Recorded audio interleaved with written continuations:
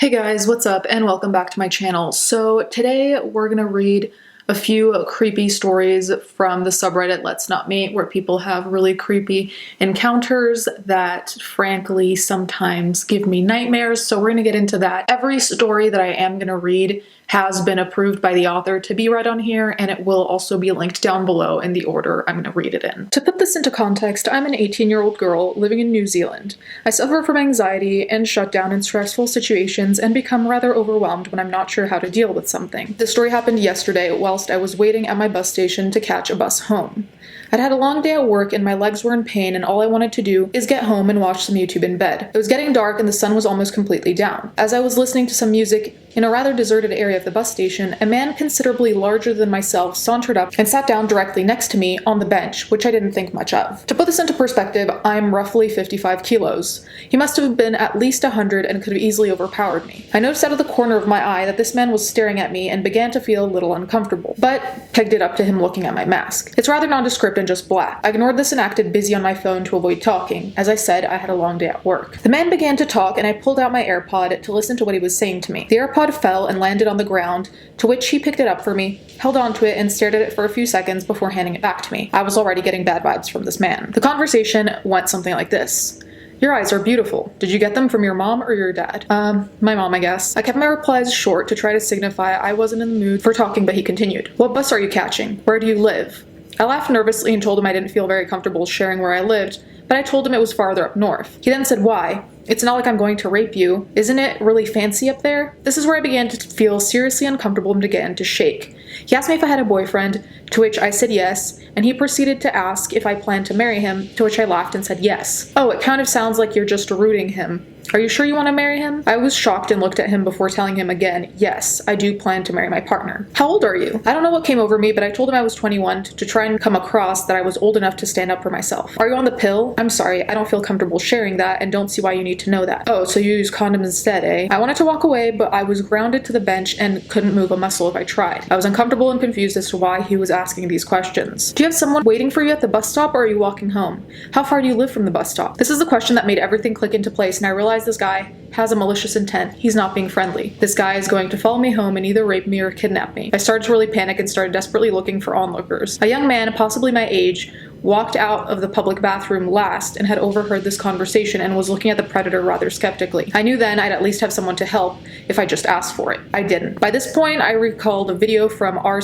about a highly pregnant woman and her daughter being followed to their car in an empty car park in the dark by an older man. This lady was stressfully trying to find her keys in her purse as this man was standing beside her daughters on the opposite side of the car, making small talk with them. He got impatient and had walked away before she'd found her keys. Someone commented on her submission saying this was a popular thing and that he was waiting for her to unlock the car so he could get in and control her via threats of her children. It occurred to me that I should skip my bus and catch another one at a later time. I did this exactly. He kept trying to ask where I live and I continued to refuse telling him where. He also continued to ask how far I live from the stop and if my partner was waiting for me. I deflected all of his questions, and after 40 minutes he began to get grumpy and walked away from the station. He wasn't there to catch a bus at all, but to prey on young women at the stop. I caught my bus about 10 minutes later after he left, and I ran home where I completely broke down and cried in the arms of my partner. This morning I was so stressed I contemplated taking the day off work and staying in bed for the rest of the day. I was petrified.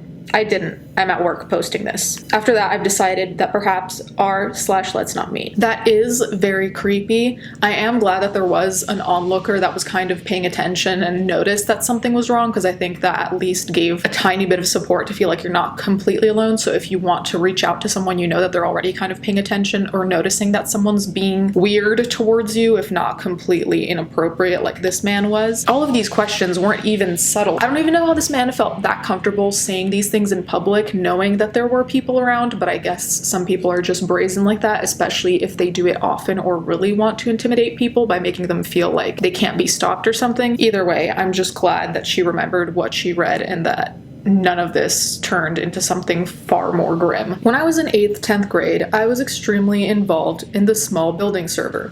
The average age was probably 15 to 17, and I joined a group of builders and Skyped with them every weekend for hours. We all became close fast and trusted each other enough that we followed each other on Instagram. I became particularly close with one of the builders in my friend group named Peter. Peter was in the same grade as me, and we ended up texting quite a lot. I heard rumors that Peter might have a crush on me. He denied them, which I found laughable because it was the internet, and brushed it off. Everything was fine for a while until something began to feel off when I talked to him. I was starting to constantly catch him telling small lies. This bothered me, so I figured it was time to distance myself from Peter and stop talking to him. Cut to a few months later of no contact, and Peter out of the blue texts me that he's going to possibly be transferring to my high school so he can get in-state tuition for college. Peter's plan is to somehow live off tuition completely alone and support himself while in high school. My stomach drops when I read the text, and I know this feels very, very off. I try to be calm and I tell him that his plan is crazy. I tell him that it's oddly convenient that he chose my random suburb. Peter insists that his plan will work and it's just a coincidence that he's going to my high school. I'm trying to call Peter's bluff and hoping he's just screwing with me because I cut him off. Peter says he bought the plane tickets already and is going to stay in my town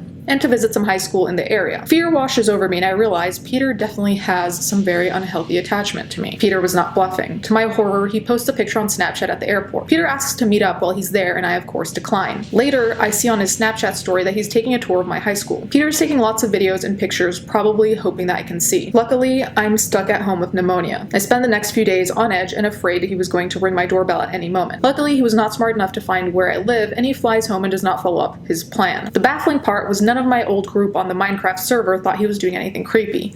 I felt like I was going crazy for thinking this was weird. I thought my rejection for this meetup and continued no contact would be the end of it.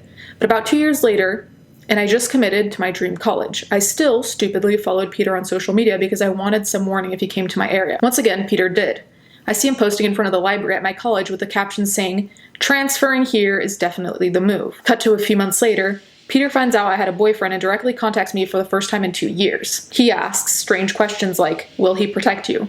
I shouldn't have answered, but for some reason I did. I finally blocked him and stopped following him on social media out of fear. He's not tried to contact me since. Definitely made some mistakes because I was young and scared and had others telling me it was not a big deal. So Peter, let's not meet. That's genuinely extremely creepy that someone who barely knows you and who denies any kind of strong emotion for you would just act like relocating to exactly where you happen to live multiple times, or trying to anyways multiple times, is just extremely alarming, let alone his "who will protect you" or "will he protect you" comment. It's just very scary, and this is why I'm happy that I wasn't really on the internet that much when I was younger, in the sense of, yeah, I might have been on MySpace or something like that, but I wasn't close with people or sharing where I lived or anything like that. Which I'm just thankful for, because after reading all of these things, I just don't know how I would have managed that, especially back in the day when these stories weren't posted, or at least I wouldn't have known where to find them, and I didn't have any friends who really had many online horror stories, so I feel like I probably would have been maybe easier to trick than anyone else, because at the time I was just so blissfully unaware. But in this day and age, I feel like it's good to have a healthy amount of paranoia, in the sense of not sharing where you live, your last name, all those things that can make you identifiable and quite easily findable by people who might have negative intentions towards you. Anyways, guys, let me know what you think of these stories. Let me know if you relate to any of these experiences.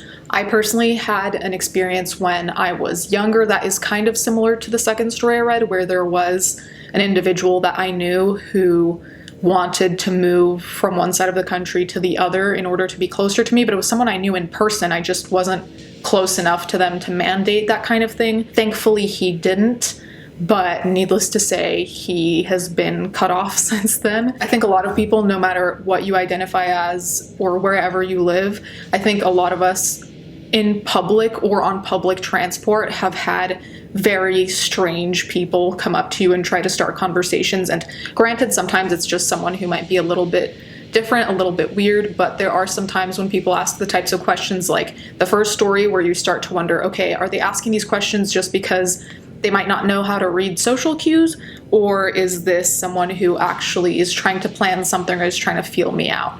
Which is, I think, the most stressful part, because there are a lot of times when I feel like I was being too extra and just assuming the worst, and there are other times where I'm like, I really dodged a bullet, and it's just sometimes hard in the moment to tell which is which due to anxiety or like the panic you can feel, especially if you're alone. Anyways, thank you guys so much for watching. Thank you to my patrons as always, and let's get right into the